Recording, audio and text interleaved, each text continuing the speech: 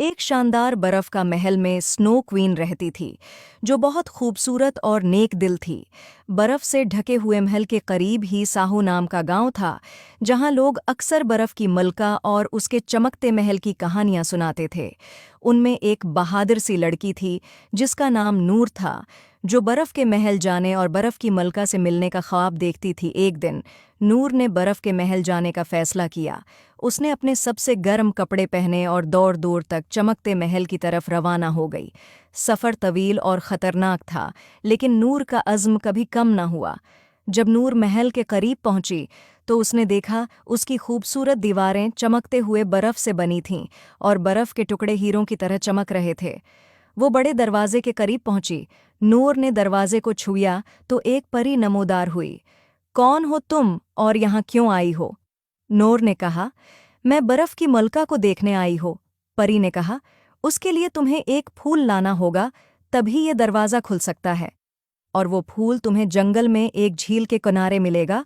और परी ने नूर को एक जादुई सितारा दिया, जो चमक रहा था, और कहा, ये तुम्हारे काम आएगा। नूर ने जंगल में जाने का फैसला किया। जंगल में चलते चलते वो एक झील तक पहुंची और उसने वो फूल तलाश किया। नूर ने फूल को देखा और उतारने की कोशिश की, तो बहुत से मगरमच्छ ने हमला कर दिया। नूर देखकर डर गई, मगर फिर उसने बहादुरी से उनका मुकाबला किया और फूल हासिल कर लिया। नूर फूल लेकर महल गई। दरवाज़ा खुद ब खुद खुल गया। महल के अंदर हर चीज़ बर्फ से बनी थी, फर्नीचर से लेकर नाजुक फानूस तक।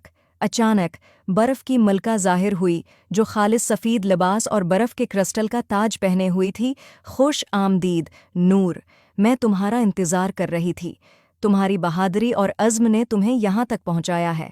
नूर हैरत ज़दा होकर झुक गई। बर्फ की मलका ने नूर को शानदार बर्फ़ानी मुजस्मे और दलक्ष बर्फ़ानी बाग दिखाए।